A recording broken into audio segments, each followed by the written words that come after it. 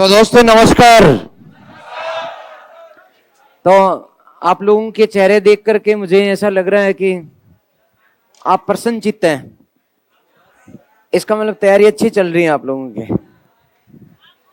अच्छा, मुझे देख करके क्या बात है। मैडम चढ़ा तो अच्छा रहे हो, लेकिन अपन क्या करें। आज आप लोगों को मैं इस खुशी में और भी अच्छा पढ़ाता हूं। फटाफट मुझे बता दो, टॉपिक कौन सा था? 16 महाजनपद।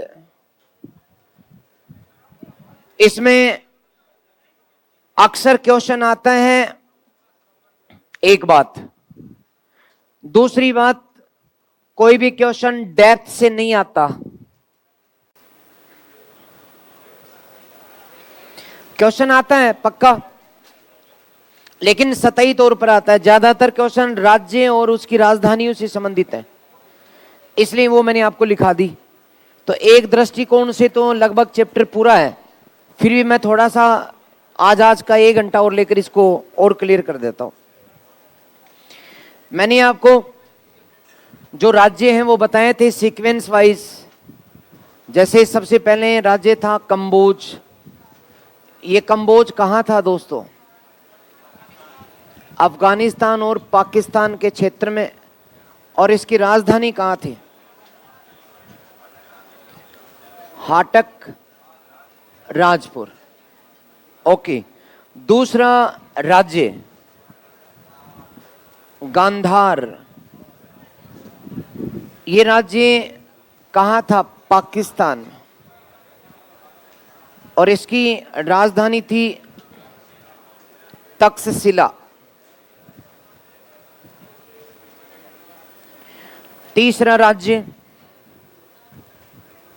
कौन सा? कुरु, जिसे कौरव भी कहते थे। ये उत्तरी यूपी। इसकी राजधानी हस्तिनापुर।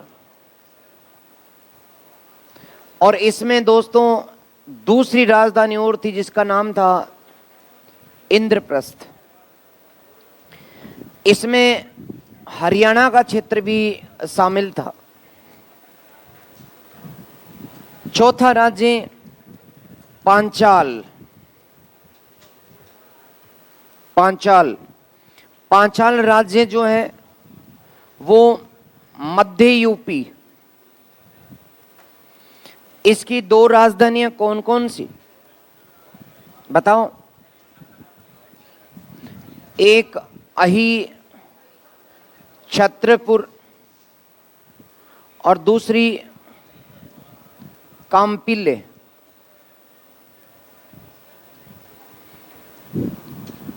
पांचवा राज्य कौन सा? कौशल। कौशल की ये भी मध्य दक्षिणी यूपी। इसकी राजधानी भी 2, एक श्रावस्ती, दूसरी साकेत या अयोध्या।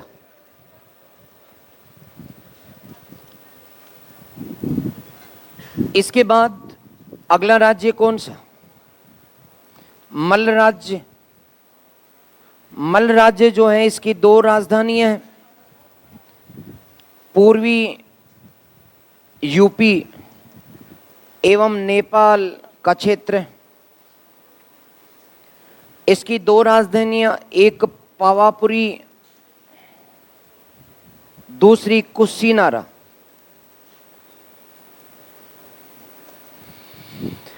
अगला मैंने आपको 7वां बताया कौन सा राज्य? वज्जी संघ। वज्जी संघ राजधानी कौन सी? उत्तरी बिहार। राजधानी कौन सी? वैशाली। वैशाली। तो 7 तो ये।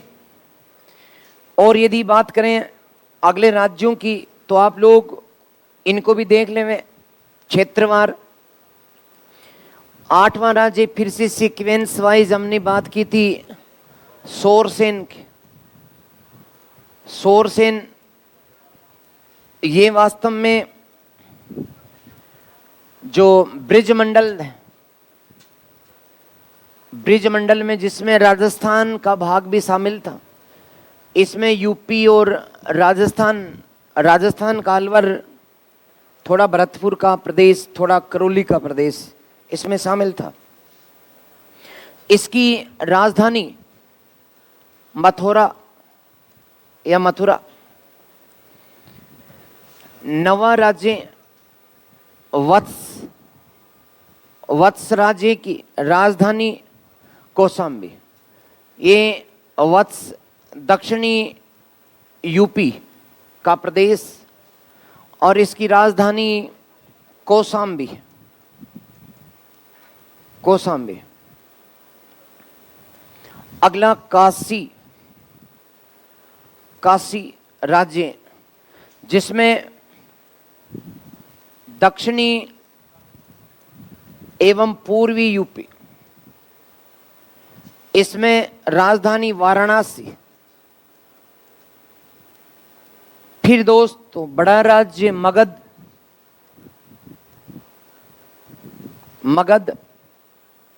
मगध जो था वर्तमान बिहार और झारखंड दोनों में फैला हुआ था। इसकी राजधानी थी पहले ग्रीवरिज राजगृह, उस समय यही थी। पाटलिपुत्र बाद में बसी। फिर 12वां राज्य था अंग, ये वर्तमान बंगाल में और इसकी राजधानी थी चंपा।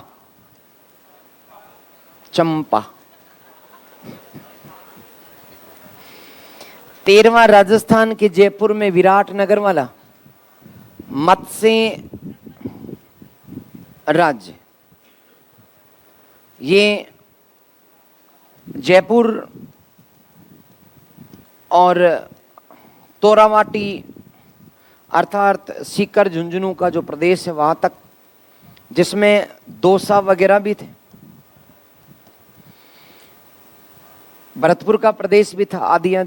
राजधानी थी विराटनगर। इसके बाद 14वां राज्य कौन सा?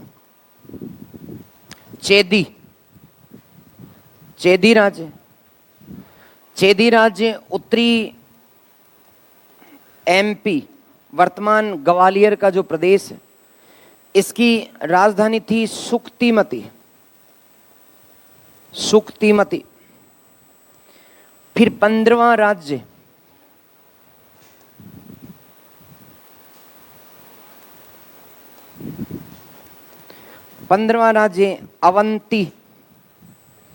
अवंतिका, ये एमपी और गुजरात का प्रदेश। कुछ राजस्थान का दक्षिणी मालवा प्रदेश, इसकी राजधानी 2, एक उज्जैनी ऊपर वाले की उत्तरी राजधानी नॉर्थ और दक्षिण वाले की थी महिष्मती साउथ। लास्ट का सबसे दक्षिणी राज्य असमक। अब यहां असमक जो राज्य था वो महाराष्ट्र में स्थित था। साथ में कुछ इसमें प्रदेश आंध्र प्रदेश का भी आता था और इसकी राजधानी प्रतिष्ठान,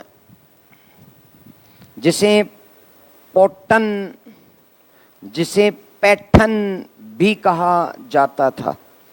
यही मैंने लिखाया था आपको, ये आपको पता भी है, ठीक है। अब इनमें ज्यादातर क्वेश्चन बस यही से निकलते हैं कि ये राज्य कौन सा है, उसकी राजधानी कौन सी है, ज्यादा से ज्यादा क्षेत्र कौन सा है, बस इससे बाहर क्वेश्चंस अक्सर नहीं निकलते। फिर भी मैं आपको चूंकि समय है अपने पास तो थोड़ा सा और बता देता हूं। यदि मैप क्लियर है आपको तो मुझे आप अब मैप में भरवाएं। आपको क्लियर है तो मैंने क्षेत्र बता दिया है और आप मुझे मैप में भरवाने का प्रयास करेंगे।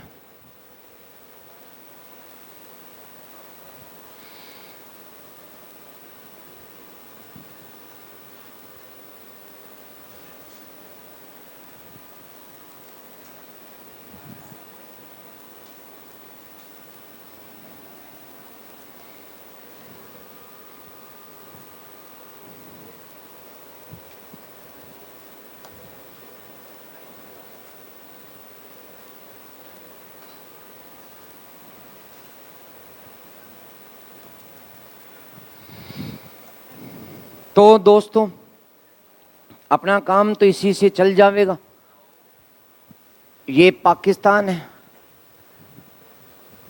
और ये अफगानिस्तान। अपन यदि बात करें सबसे पहले राज्यों के नाम लिखें तो यहां पर अस्मक है क्या? है क्या?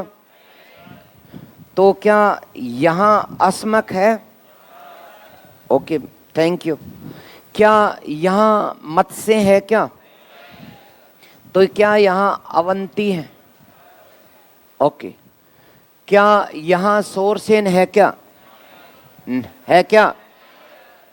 यहां कौन सा है? ओके, तो इसका मतलब आप लोग तो होशियार हो यार। एक ये रह गया।